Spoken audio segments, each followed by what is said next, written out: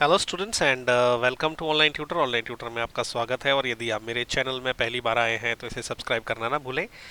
आज हम लोग जो है मैथ के क्वाड्रिलेटरल चैप्टर की थ्योरम 8.8 करने जा रहे हैं। इसे हम मिड पॉइंट थ्योरम भी बोलते हैं। तो देखिए जरा इसकी स्टेटमेंट पहले पढ़ लेते हैं। The line segment joining the mid points of two sides of a triangle is parallel to the third side. Okay, ऐसा इन्होंने थ्योरम 8.8 में बोला है, लेकिन इसको मिड पॉइंट थ्योरम करने के लिए एक और स्टेटमेंट ऐड हो जाती है, and it is also half of third side.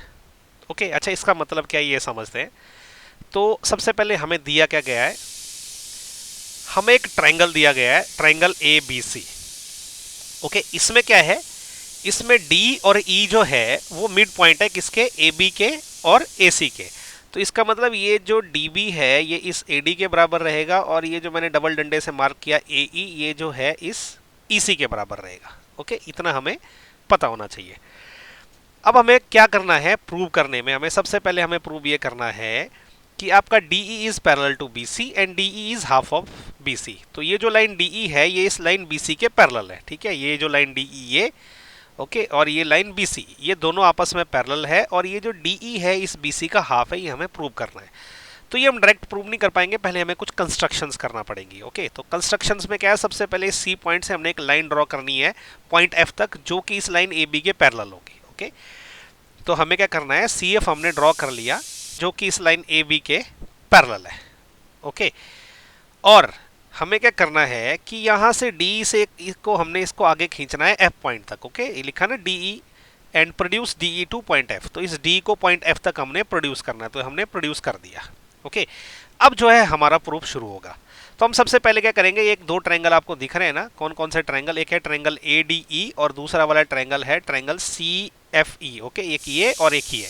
अब इन ट्रायंगल को हमने आपस में कॉन्ग्रुएंट प्रूव करना है। तो क्या करेंगे हम, सबसे पहले तो देखो ये एंगल इस एंगल के बराबर होगा। क्यों, क्योंकि ये वर्टिकल ऑपोजिट एंगल है। आपने पढ़ा होगा ना कि ये देखो जब दो लाइनें आपस में काटती हैं तो ये दोनों एंगल आपस में बराबर हो जाते हैं, इसको हम वर्टिकली ऑपोजिट एंगल बोलते हैं। तो अभी ये जो है इसको मैं एंगल अगर 1 मान लूँ, तो ये एंगल 1 जो है ये वाला एंगल ये होगा एंगल 2 के बराबर। ओके, इसको मैं एंगल 2 मान लेता हूँ।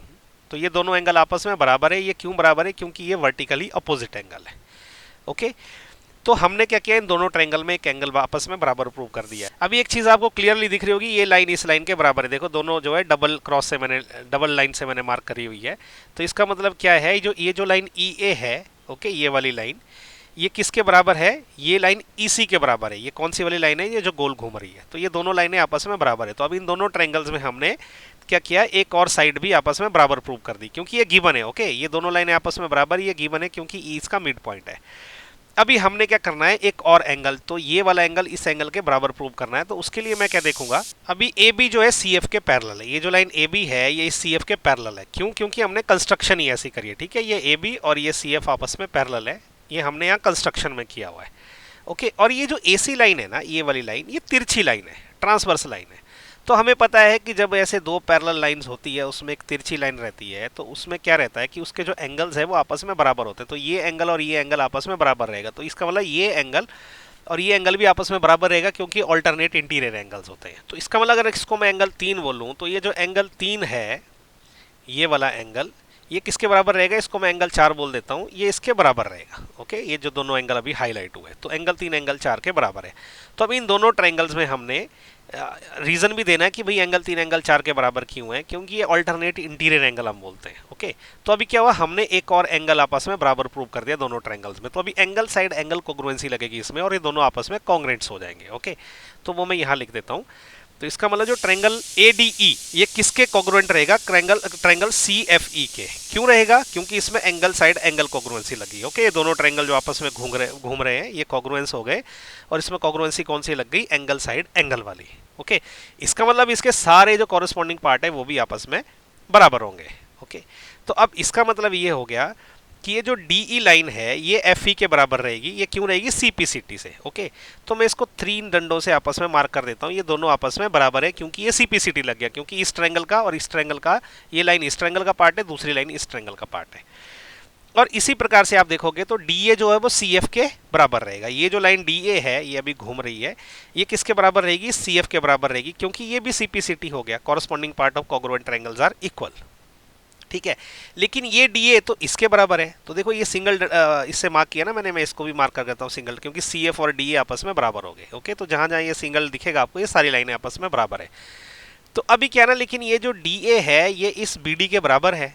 Okay, DA is equal to BD, ये क्या है, ये गिवन है। ओके, ये BD है और ये DA है, तो ये दोनों आपस में बराबर है, ये गिवन है, क्योंकि D जो है इसका मिड पॉइंट है। अब देखो ये DA जो है CF के बराबर भी है, यही DA BD के बराबर भी है, इसका मतलब CF और BD भी आपस में बराबर होंगे, है ना। तो इसका मतलब BD और CF जो है वो दोनों आपस में बराबर है। तो ये BD है और ये CF है, ये दोनों आपस में बराबर प्रूव हो गए। तो अब आप ध्यान से अगर देखोगे तो क्योंकि यही BD CF के पैरेलल भी है, देखो ये BD ये CF के पैरेलल है, क्यों, क्योंकि हमने कंस्ट्रक्शन में ऐसा किया हुआ है, इस CF को इस AB के पैरेलल ड्रॉ किया हुआ है। अब इसका मतलब क्या हो गया कि देखो ये जो है ना BDFC, या इसको BDCF मैं बोलूंगा, इसकी देखो आमने सामने की बुझाएं, ये लाइन BD है और ये CF है, ये दोनों आपस में बराबर भी है और दोनों पैरेलल भी है, तो इसका मतलब पैरेललोग्राम है। तो हम ऐसा लिख सकते हैं कि DBCF is a parallelogram. Okay, कौन सा वाला, इसको मैंने थोड़ा सा हाईलाइट कर दिया, तो ये एक पैरेललोग्राम है। अब पैरेललोग्राम में प्रूव हो गया, तो इससे हमको बहुत इजी पड़ेगा अभी अपनी मिड पॉइंट थ्योरम प्रूव करना। तो सबसे पहले तो हम क्या करेंगे कि क्योंकि ये एक DBCF एक पैरेललोग्राम है, इसका मतलब DF और BC आपस में जो है पैरेलल भी है और DF और BC आपस में बराबर भी है। ओके, देखो DF कौन सी, ये बड़ी ऊपर वाली लाइन है और BC ये वाली लाइन है, इसको मैं घुमा के दिखाता हूँ आपको। ये दोनों लाइनें आपस में बराबर भी है और इक्वल है। ऐसा क्यों है, क्योंकि ये पैरेललोग्राम की जो है प्रॉपर्टी रहती है, उसकी ऑपोजिट साइड्स आपस में जो है बराबर और पैरेलल होती है। तभी मैं पैरेललोग्राम का हाईलाइट हटा देता हूँ, मैंने हटा दिया। अभी नेक्स्ट क्या रहेगा कि इसका मतलब DE जो है वो BC के पैरेलल है। ओके, अच्छा ये कैसे होगा, देखो DE कौन सी लाइन है, ये वाली लाइन DE है और ये वाली लाइन BC है। अब क्योंकि ये DF जो है इस BC के पैरेलल है, तो ये DB इसके पैरेलल होगी, है ना। तो हमने जो है, हमें एक चीज तो ये प्रूव करनी थी यहाँ पे, तो एक हमने प्रूव कर दिया, ठीक है। तो ये आंसर नंबर 1 है, क्योंकि DF BC के पैरेलल है, इसे DE BC के पैरेलल हो गई। अब दूसरा हमें हाफ के बराबर प्रूव करना है, D is half of BC। तो हम क्या करेंगे, सबसे पहले ना यहाँ पे जो DF है, ये जो लाइन पूरी यहाँ से DF लाइन है, इसको हम कैसे लिख सकते हैं, इसको लिख सकते हैं हम DE प्लस FE, ऐसा हम लिख सकते हैं इसको, ये पूरी लाइन को इसके बराबर। और ये किसके बराबर होगी, अब देखिए ये जो DE है इसको तो मैंने ऐसे ही रखा, लेकिन ये FE की जगह मैं क्या लिख सकता हूँ, DE लिख सकता हूँ। वो ऐसा लिख सकता हूँ क्योंकि यहाँ पे देखिए DE और FE बराबर है CPCT के द्वारा। और अगर आप ध्यान से देखेंगे तो ये देखो सिंगल सिंगल लाइन मैंने मार्क करी है, तो सारी लाइनें आपस में बराबर है, ये 3 वाली लाइन्स आपस में बराबर है, तो ये लाइन इसके बराबर है, ये हमने इधर ही प्रूव कर दिया है। तो इसका मतलब क्या है, DE प्लस D कितना हो जाएगा, वो 2DE हो जाएगा। अब इस 2 को मैं यहाँ लेके आ जाऊँ तो क्या हो जाएगा, DE जो रहेगा ना वो हाफ ऑफ DF हो जाएगा। ओके, लेकिन अब ये DF किसके बराबर है, ये DF यहाँ पे देखिए तो BC के बराबर है, तो मैं DF की जगह BC लिख सकता हूँ। तो इसका मतलब DE is equal to half of BC, मैंने यहाँ इस DF की जगह BC लिख दिया।